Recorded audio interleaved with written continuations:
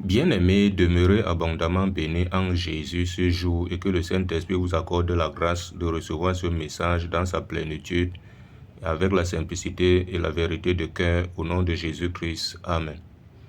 Bien-aimés, je vais vous parler ce matin des chrétiens qui sont victimes de couches de nuit et de nourriture nocturne. Bien-aimés, plusieurs chrétiens sont victimes de telles choses. Mais ils se disent que c'est tout à fait normal. D'autres même vraiment que cela les trouble. Que comment se fait-il qu'ils sont des chrétiens, mais continuent encore à être victimes de pareilles choses. Bien aimé, ce que je vais dire d'emblée à ces chrétiens, c'est qu'ils doivent encore bien revoir leur conduite avec le Seigneur. Parce que ici, à la lumière de la parole, la Bible nous dit ici, à 1 Jean 4, verset 4, il dit, « Vous, petits enfants, vous êtes de Dieu, vous les avez vaincus, parce que celui qui est en vous est plus grand que celui qui est dans le monde. » Bien-aimé, comment se fait-il que celui qui est en moi est plus grand que celui qui est dans le monde? Celui qui est dans le monde, c'est le diable. Celui qui est dans nous, c'est Jésus. Et on veut me faire croire ou accepter que je peux encore être victime de couches de nuit, de nourriture nocturne.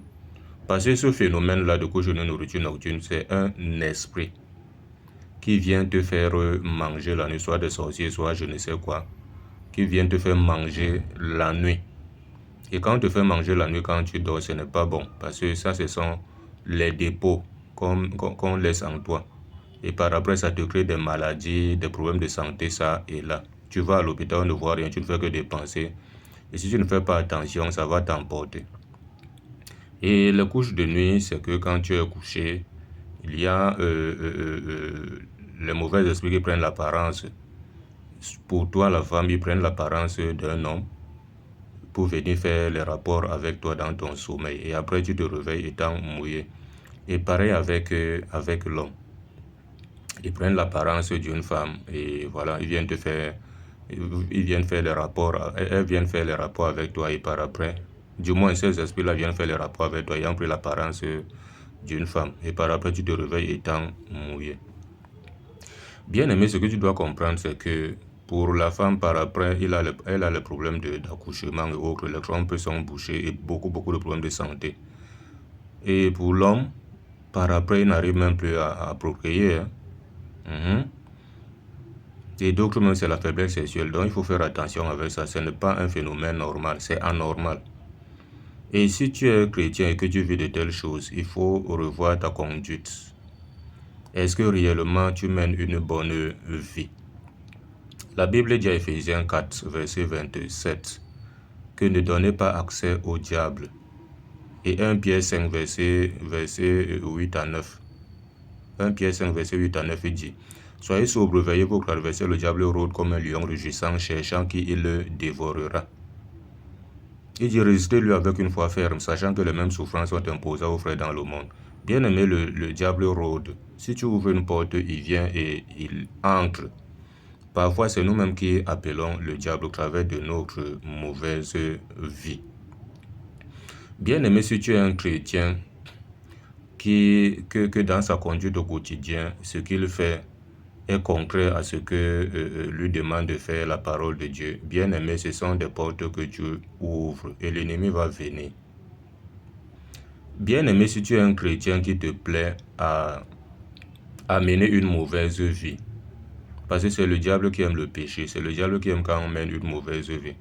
Bien aimé, sois-en sûr que le diable va venir et il va te faire ce dont il veut te faire. Et après, tu vas commencer à te plaindre. Et pourtant, c'est toi qui est la cause.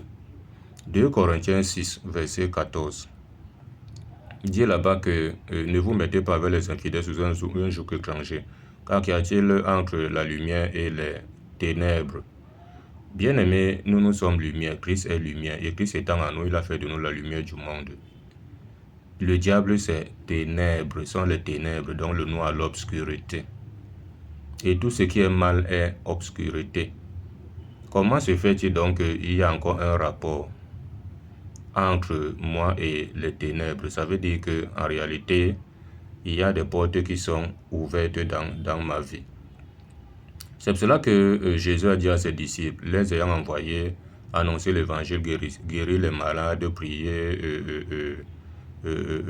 pour du moins délivrer les possédés, prier pour les malades et autres. Ils sont rentrés étant contents pour rendre compte à Jésus, à Luc 10. Verset 19, il dit que je voyais Satan tomber du ciel comme un éclair. Il dit, voici, je vous ai donné le pouvoir de marcher sur les serpents et les scorpions, sur toute la puissance de l'ennemi, et rien ne pourra vous nuire. À Luc 10, verset 19. Bien-aimé, comment donc est-ce que toi tu es un enfant de Dieu et il y a de telles choses qui viennent porter atteinte à ton intégrité physique, à ta santé? Ça veut dire qu'il y a un problème. Et toi aussi, tu dois regarder en réalité ce qui ne va pas. Parce qu'il est anormal que tu dises que tu es... Écoutons ce que 1 Jean 1, verset 5 à 7 nous dit ici. 1 Jean chapitre 1, verset 5 à 7 nous dit: la nouvelle que nous avons apprise de lui et que nous vous annonçons, c'est que Dieu est lumière et qu'il n'y a point en lui de ténèbres. Nous sommes de Dieu et Dieu est lumière. Nous aussi nous sommes fils et filles de lumière. Il n'y a point de ténèbres en lui. Il dit, si nous disons que nous sommes en communion avec lui et que nous marchons dans les ténèbres, nous mentons et nous ne pratiquons pas la vérité. Donc tu mens. Si tu es un enfant de Dieu, tu vis encore des couches de nourriture nocturne et autres, ça veut dire que tu mens. Tu ne pratiques pas la vérité. Il continue de dire, mais si nous marchons dans la lumière, comme il est lui-même dans la lumière, nous sommes mutuellement en communion et le sang de Jésus, son Fils, nous purifie de tout péché. C'est pour cela que tu es tenu de mener une vie de discipline pour éviter que l'ennemi ait accès dans ta vie. Voici ce que Éphésiens 6 nous dit ici. Éphésiens 6, écoutons bien. C'est pour cela qu'il est important de se revêtir de toutes les armes de Dieu. Et les armes de Dieu dont on parle là, c'est la vie de discipline. Éphésiens 6, à partir du verset 11 jusqu'au verset 18, dit: revêtez-vous de toutes les armes de Dieu afin de pouvoir tenir ferme contre les ruses du diable. Donc tout ça, ce sont les ruses du diable, ce sont les attaques maléfiques, démoniaques, pour porter atteinte à ton intégrité physique. Il dit, quand nous n'avons pas lutté contre la chair et le sang, ton frère que tu vois, ce n'est pas contre lui que tu dois lutter. C'est pour cela qu'éviter d'envoyer même le feu sur des sorciers, des marabouts et autres. Mène une vie de discipline, parce que maintenant le combat est spirituel. Parce que tout se passe dans le spirituel. Il dit, mais contre les dominations, contre les autorités, contre les princes de ce monde de ténèbres, et contre les esprits méchants dans les lieux célestes. Il dit, c'est pourquoi prenez toutes les armes de Dieu afin de pouvoir résister dans le jour mauvais et tenir ferme après avoir tout surmonté. Voilà, et ces armes de Dieu, voilà, ça consiste, tenir donc ferme. Ayez à vous la vérité pour ceinture, soit quelqu'un qui est vrai. Ne vis pas dans le mensonge, dans le faux, dans la corruption, dans la mauvaise vie. Il dit, revêtez la cuirasse de la justice, soit quelqu'un qui est juste dans tout ce qu'il fait, qui aime la justice. Mettez pour chaussure à vos pieds le zèle que donne l'évangile de paix. Et le zèle que donne l'évangile de paix. Il dit, prenez par-dessus tout cela le bouclier de la foi. Soit quelqu'un qui a la foi, qui ne doute pas, qui n'a peur de rien. Parce que celui qui doute ne s'imagine pas qu'il recevra quelque chose du Seigneur. Il dit, avec lequel vous pourrez éteindre tous les traits enflammés du malin. Il dit, prenez aussi le casque du salut et l'épée de l'esprit qui est la parole de Dieu. Soit quelqu'un qui médite la parole de Dieu, qui est enraciné, fondé dans la parole de Dieu, la véritable. Voilà.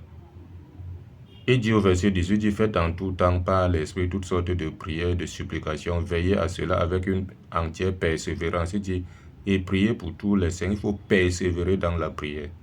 Et priez aussi pour tous les saints, donc pour tous les enfants de Dieu partout où ils se trouvent.